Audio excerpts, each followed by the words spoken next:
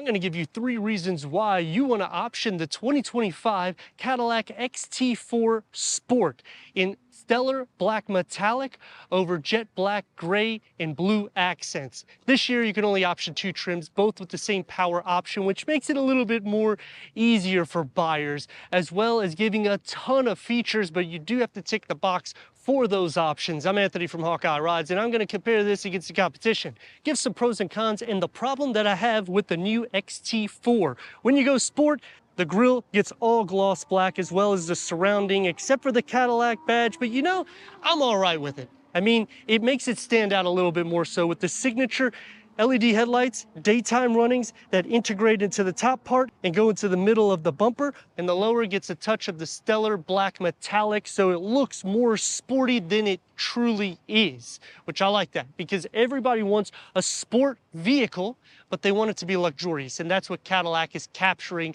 Around 7 inches of clearance. Talking about competition like Infiniti, Acura, and Lexus. Lexus will have a hybrid variant where this is going to just be a turbocharged.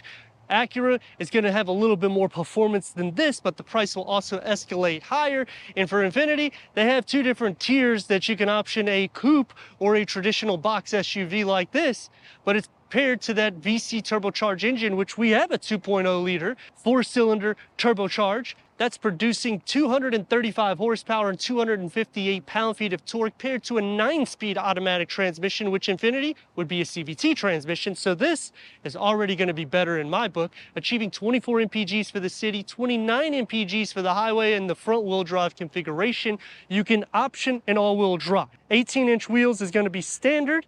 You can option up to a 20-inch wheel, which would make it a lot more sporty looking, but then if you're wanting that butter smooth drive from Cadillac, you'd want to go to these size wheels so that way you can really appreciate the McPherson strut front suspension, multi-link rear suspension. It's a 4-way independent suspension, and dynamically speaking, it's not going to be quite as good as the Germans. It's at 58.1, 41.9 weight distribution, but then when you're thinking pricing, the new X1 has increased to about 50 grand.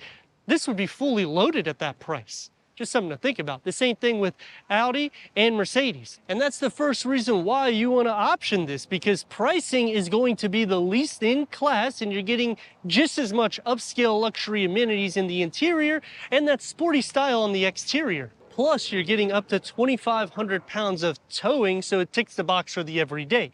Standard LED taillights, I like the signature touch that comes to the front and the back with their lighting, because you can tell a Cadillac from any direction that you're looking. The lower gets dual exhaust finishers. With the chrome tips, the exhaust pipes are inside, front and rear parking sensors, and a 360-degree reverse camera because we have the luxury and comfort package. So you do have to add a ton of packages, but when you add that one package alone, you also get a digital rear view mirror as well as a bunch of options in the interior. So I would definitely tick the box for that, but the problem that I have is you do have to option a ton of features, which escalates the price in the 50 grand margin, which is what we have here.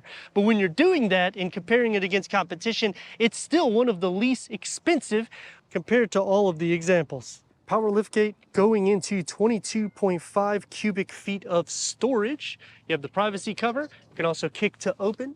LED interior lights with a 12-volt charger. Underneath the floor, we have the option for the spare tire with the tool kit that is extra. And you also have this little sleeve here that you can put storage. To take the privacy cover off, you just pull these little tabs here.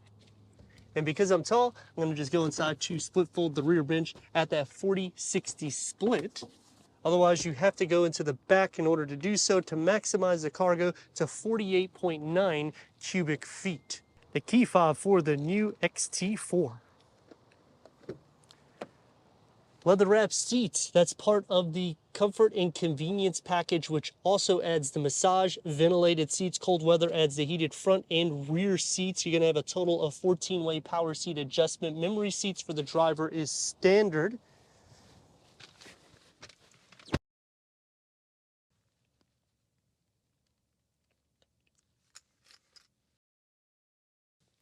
Let's fire it up.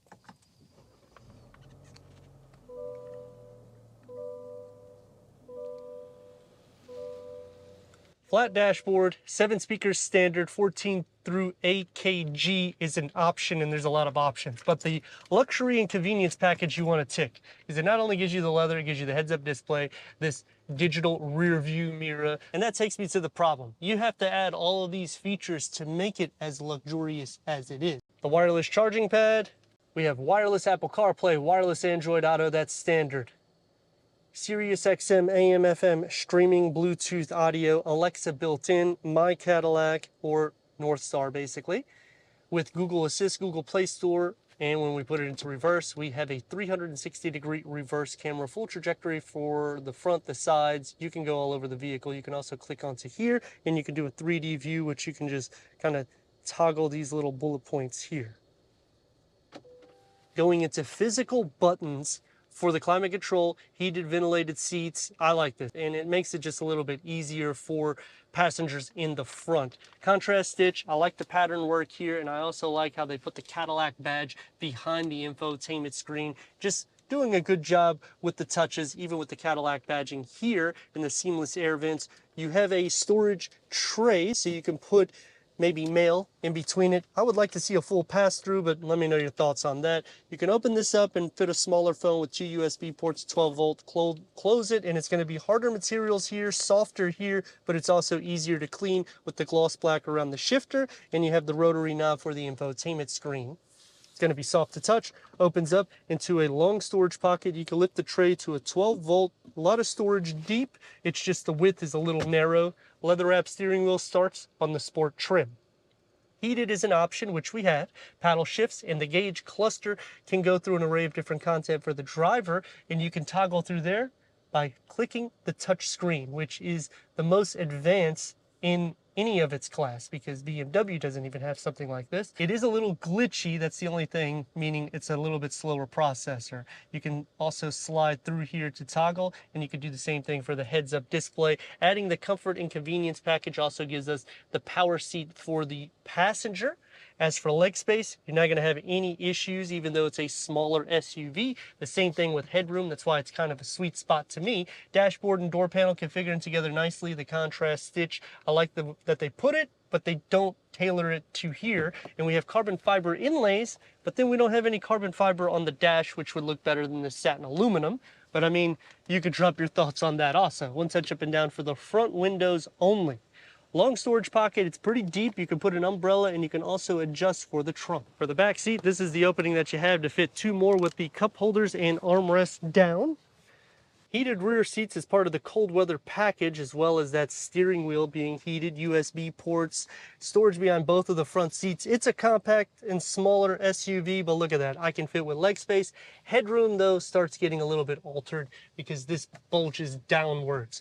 Door panel is going to have the same materials that's in the front. The carbon fiber, I appreciate them bringing that back here. Just a smaller storage pocket. Sliding into the center, feet space is going to be the issue. Also knee space if somebody's sitting back. But leg and shoulder space is not too bad in the position I would be sitting. Otherwise, it's going to be pretty cramped. Headroom is also going to be a little bit compromised. 235 horsepower and 258 pound-feet of torque out of the 2-liter turbocharged 4-cylinder. Is it enough motivation for every day? That's really what people are concerned about when they're buying these smaller vehicles with a turbocharge. You have a lot of horsepower. I'm just going to state that right off the bat, plus torque. We're going to change the modes, put it into sport. Let's rock and roll.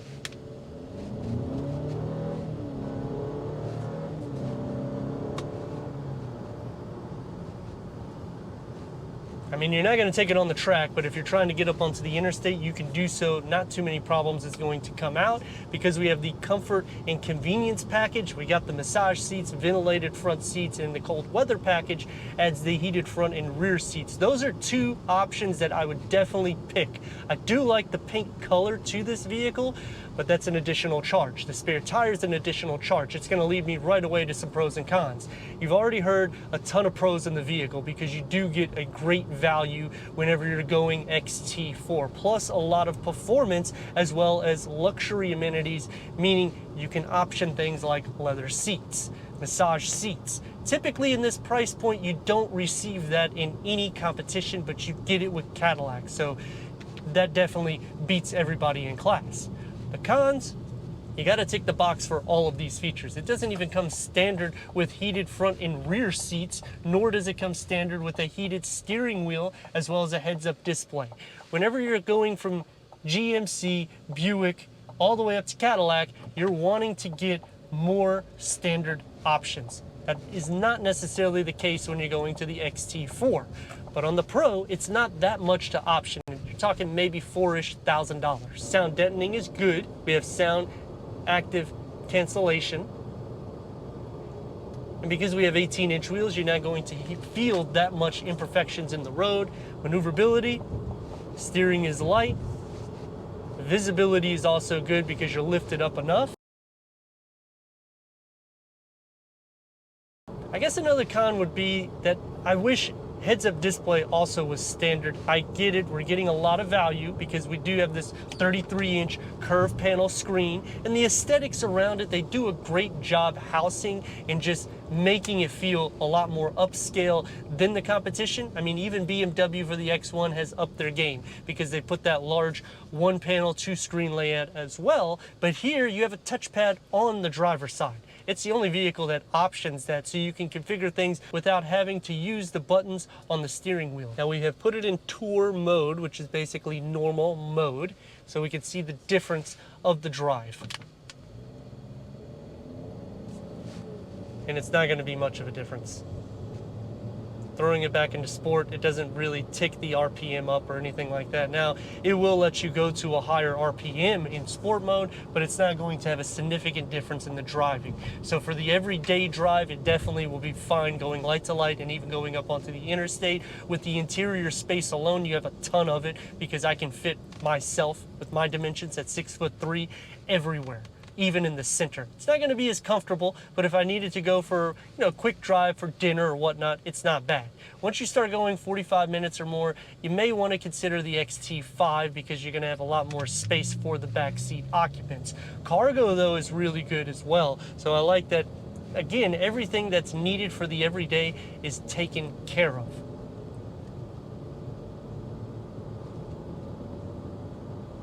Going up to the sport trim, it does give you a little bit more aesthetics on the exterior also, so that would be the reason why I would tick the box for that. And you're just a touch over 40 grand.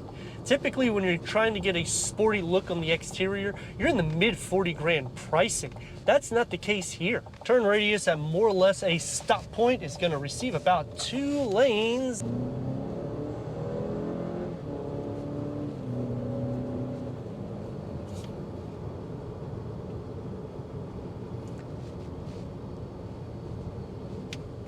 Braking isn't as good as I would like it to be. It actually makes the vehicle feel a little bit heavier when you're mashing on the brakes. Now going back to competition, why did I touch bases on the Germans like BMW, Mercedes, and Audi?